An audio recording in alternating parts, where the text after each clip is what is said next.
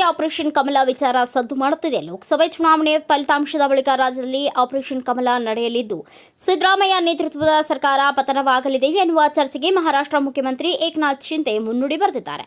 ರಾಜ್ಯದಲ್ಲಿ BJP JDS ಅಭ್ಯರ್ಥಿ ಪ್ರಜ್ವಲ್ ರೇವಣ್ಣ ಅವರದ್ದು ಎನ್ನಲಾಗಿರುವ ಅಶ್ಲೀಲ ವಿಡಿಯೋ ಗಂಭೀರ ಪ್ರಕರಣ ದೊಡ್ಡ ಮಟ್ಟದಲ್ಲಿ ಚರ್ಚೆಯಾಗುತ್ತಿರುವ ಹೊತ್ತಲ್ಲಿ ರಾಜ್ಯದ ಗಮನ ಬೇರೆಡೆ ಸೆಳೆಯಲು ಈ ಆಪರೇಷನ್ ಕಮಲ ವಿಚಾರ ತೇಲಿ ಬಿಡಲಾಗುತ್ತಿದೆಯಾ ಎನ್ನುವ ಅನುಮಾನ ಕಾಡುತ್ತಿದೆ. ಈ ಬಾರಿಯಂತೂ ವಾಸ್ತವಕ್ಕೆ ಹತ್ತಿರವೇ ಇಲ್ಲದ ಆಪರೇಷನ್ ಕಮಲ ವಿಚಾರ ಪದೇ ಪದೇ ಏಕೆ ಚರ್ಚೆಯಾಗುತ್ತಿದೆ ಎಂಬುದು ಅದೊಂದು ತಂತ್ರಗಾರಿಕೆ ಅಷ್ಟೇ. ಮಹಾರಾಷ್ಟ್ರದ ಮುಖ್ಯಮಂತ್ರಿ ಏಕನಾಥ್ ಶಿಂದೆ ಅವರು ಕರ್ನಾಟಕದಲ್ಲಿ ಆಪರೇಷನ್ ಕಮಲ ನಡೆಯಲಿದ್ದು, ಸಿದ್ದರಾಮಯ್ಯ ಸರ್ಕಾರ ಪತನವಾಗಲಿದೆ ಎಂದು ಹೇಳಿಕೆ ನೀಡಿದ್ದಾರೆ. ತೆರೆಯ ಮರೆಯಲ್ಲಿ ಕರ್ನಾಟಕದ ಬಿಜೆಪಿ ನಾಯಕರಿಂದಲೇ ತಮಗೆ ಆಪರೇಷನ್ ಮಾಡಲು ಆಹ್ವಾನವಿದೆ ಎಂದಿದ್ದಾರೆ.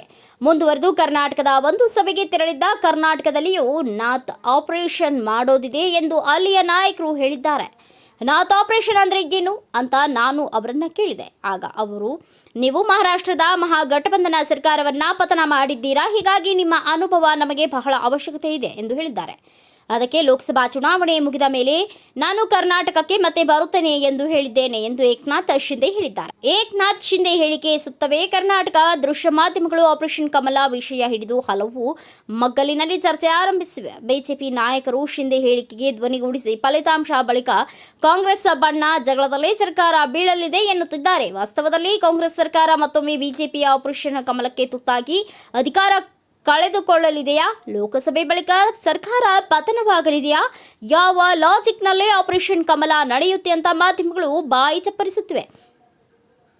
ಸದ್ಯದ ರಾಜಕೀಯ ಸನ್ನಿವೇಶದಲ್ಲಿ ಆಪರೇಷನ್ ಕಮಲದ ಸಾಧ್ಯತೆ ಎಷ್ಟರ ಮಟ್ಟಿಗಿದೆ ಎಂಬುದನ್ನು ಗಮನಿಸಬೇಕು. ಅದನ್ನು ಶಾಸಕರ ಬಲದ ಅಂಕಿ ಸಂಖ್ಯೆಗಳ ನಮಗೆ ಅರ್ಥ ಮಾಡಿಸುತ್ತೇವೆ. ಅದಕ್ಕೂ ಮೊದಲು ನಾವು ಅರ್ಥ ಮಾಡಿಕೊಳ್ಳಬೇಕಾದ ಮಹತ್ವದ ಸಂಗತಿಯೊಂದಿದೆ. ಏನೆಂದರೆ, ಹಿಂದಿನ ಆಪರೇಷನ್ ಕಮಲಗಳು ಅವಲೋಕಿಸಿದರೆ ಆಪರೇಷನ್ ಕಮಲಕ್ಕೆ ಜನ್ಮ ನೀಡಿದ ಬಿಜೆಪಿಯೊಳಗೆ ಆಪರೇಷನ್ ಕಮಲ ನಡೆಸಲು ಅದಕ್ಕೊಂದು ಚಾಲನಾ ಶಕ್ತಿ ಇತ್ತು. 2008 ಮತ್ತು 2019 ಆಪರೇಷನ್ ಕಮಲ ಪ್ರಕರಣಗಳಲ್ಲಿ ಬಿಜೆಪಿ ಪಾಲಿಗೆ ಅಂತಹ ಚಾಲನಾ ಶಕ್ತಿ ಆಗಿದ್ದವರು BS ಯಡಿಯೂರಪ್ಪ. ಅವರಿಗಿದ್ದ ಅಧಿಕಾರದ ದಾಹ ಆಪರೇಷನ್ ಕಮಲ ಹುಟ್ಟಿಗೆ ಕಾರಣವಾಗಿತ್ತು. 2008ರಲ್ಲಿ ಗಾಲಿ ಜನಾರ್ದನ ರೆಡ್ಡಿ ಇಡೀ ಆಪರೇಷನ್ ಕಮಲದ ನೇತೃತ್ವ ವಹಿಸಿದ್ರು. 6 ಮಂದಿ ಪಕ್ಷೇತರ ಶಾಸಕರ ಬೆಂಬಲದಿಂದ ಸರ್ಕಾರ ರಚಿಸಿದ್ರು. ಈ ಹಿಂದೆ ಕೈ ತಪ್ಪಿದಂತೆ ಸಿಎಂ ಹುದ್ದೆಯಲ್ಲಿ ಕೈ ಬಿಟ್ಟು ಹೋಗುವುದೋ ಎಂಬ ಅಸ್ಥಿರತೆ ಆತಂಕವೇ ಆಪರೇಷನ್ ಕಮಲಕ್ಕೆ ಪ್ರೇರೇಪಿಸಿತ್ತು. 2019ರಲ್ಲಿ ಹೆಚ್ಚು ಕಮ್ಮಿ ಅದೇ ಪರಿಸ್ಥಿತಿ. ಚುನಾವಣೆಯಲ್ಲಿ ಅತಿದೊಡ್ಡ ಪಕ್ಷವಾಗಿ ಹೊರಹೊಮ್ಮಿದ್ರು ಜೆಡಿಎಸ್ ಕಾಂಗ್ರೆಸ್ ಮೈತ್ರಿಯಿಂದಾಗಿ ವಿಶ್ವಾಸ ಮತಕ್ಕೂ ಮೊದಲೇ ಯಡಿಯೂರಪ್ಪನವರು ಸಿಎಂ ಕುರ್ಚಿ ಕಳೆದುಕೊಳ್ಳಬೇಕಾಗಿ ಬಂತು. ಅವರು ಅದೊಂದನ್ನ ಅವಮಾನದಂತೆಯೂ ಪ್ರತಿಷ್ಠೆಯಂತೆಯೂ ಸ್ವೀಕರಿಸಿದ್ರು. ತಮ್ಮ ರಾಜಕೀಯ ಜೀವನದ ಕೊನೆ ಹಂತದಲ್ಲಿ ಇಂತಹ ಅವಮಾನವನ್ನಾಗಲಿ ಪ್ರತಿಷ್ಠೆಗೆ ಪೆಟ್ಟನ್ನಾಗಲಿ ಸ್ವೀಕರಿಸಲು ಸಿದ್ಧರಿರದ ಯಡಿಯೂರಪ್ಪನವರು ಶತಾಯಗತಾಯ ಸಿಎಂ ಆಗಲೇಬೇಕೆಂದು ಮತ್ತೊಂದು ಸುತ್ತಿನ ಆಪರೇಷನ್ ಕಮಲಕ್ಕೆ ಅಡಿಪಾಯ ಹಾಕಿದ್ರು. ಅದಕ್ಕೆ ಕುಮ್ಮಕ್ಕು ಕೊಟ್ಟಿದ್ದು ಬಿಜೆಪಿ ಹೈಕಮಾಂಡ್. ಅದರ ಪರಿಣಾಮ ಎರಡನೇ ಸಲದ ಆಪರೇಷನ್ ಕಮಲದಲ್ಲಿ 17 ವಿರೋಧಿ ಬಣದ ಶಾಸಕರು ಸೆಳೆದು ಬಿಜೆಪಿ ಎರಡನೇ ಸಲ ಅಧಿಕಾರಕ್ಕೇರಿತು. ಆದರೆ ಸದ್ಯದ ಪ್ರಶ್ನೆ, ಕರ್ನಾಟಕದಲ್ಲಿ ಮತ್ತೆ ಆಪರೇಷನ್ ಕಮಲ ಸಾಧ್ಯವಾಗಬೇಕಾದ್ರೆ ಅದರ ಹಿಂದಿನ ಚಲನಾಶಕ್ತಿ ಯಾರಾಗುತ್ತಾರೆ ಎಂಬುದು.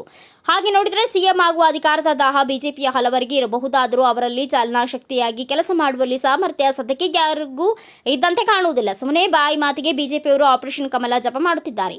ಹಿಂದಿನ 2 ಆಪರೇಷನ್ ಕಮಲಗಳ ಸಂದರ್ಭದಲ್ಲಿ ಬಿಜೆಪಿ 100ಕ್ಕಿಂತಲೂ ಹೆಚ್ಚಿನ ಸ್ಥಾನಗಳೊಂದಿಗೆ ಬಹುದೊಡ್ಡ ಪಕ್ಷವಾಗಿ ಹೊರಹೊಮ್ಮಿತು. 2008ರಲ್ಲಿ 110 ಸ್ಥಾನ ಗಳಿಸಿದರೆ 2018ರಲ್ಲಿ 104 ಸ್ಥಾನಗಳೊಂದಿಗೆ ಬಹುಮತಕ್ಕೆ ತೀರಾ ಸನಿಹದಲ್ಲಿ ಮುಗ್ಗರಿಸಿತು. ಅದರರ್ಥ ಎದುರಾಳಿ ಪಕ್ಷಗಳ ಸಂಖ್ಯಾಬಲ ತೀರಾ ಕ್ಷೀಣವಾಗಿತ್ತು. 2008ರಲ್ಲಿ ಕಾಂಗ್ರೆಸ್ 80 ಸ್ಥಾನ ಗಳಿಸಿದರೆ ಜೆಡಿಎಸ್ 28 ಸ್ಥಾನ ಗಳಿಸಿತ್ತು. 2018ರಲ್ಲಿ ಕಾಂಗ್ರೆಸ್ನ ಗಳಿಕೆ 80ಕ್ಕೆ ಸೀಮಿತವಾಗಿದ್ದರೆ ಜೆಡಿಎಸ್ 37 ಶಾಸಕರನ್ನ ಹೊಂದಿತು.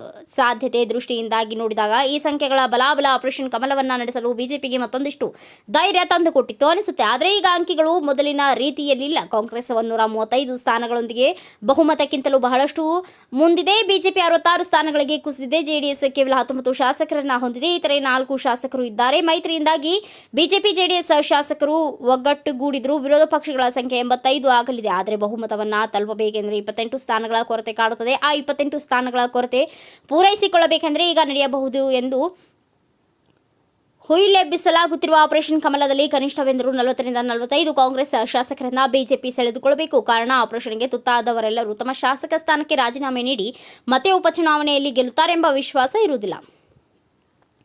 ಇನ್ನು 40-45 ಶಾಸಕರನ್ನ ಖರೀದಿ ಮಾಡುವುದೆಂದರೆ ಬಿಜೆಪಿ ಸಾವಿರಾರು ಕೋಟಿ ಹಣವನ್ನು ಎಲ್ಲಿಂದ ತರುತ್ತದೆ? ಅಷ್ಟು ಹಣ ಸರಬರಾಜು ಮಾಡಿ ಮುಖ್ಯಮಂತ್ರಿಯಾಗುವ ಆಸೆ ಬಿಜೆಪಿಯಲ್ಲಿ ಯಾರಿಗಿದೆ? ಅದಕ್ಕೆಲ್ಲ ಉತ್ತರ ಹುಡುಕಿದರೆ ಬಿಜೆಪಿಗೆ ಆಪರೇಷನ್ ಕಮಲ ಎಂಬುದು ಹಗಲು ಗನಸು ಎಂಬಂತೆ ಕಾಣುವುದಿಲ್ಲ.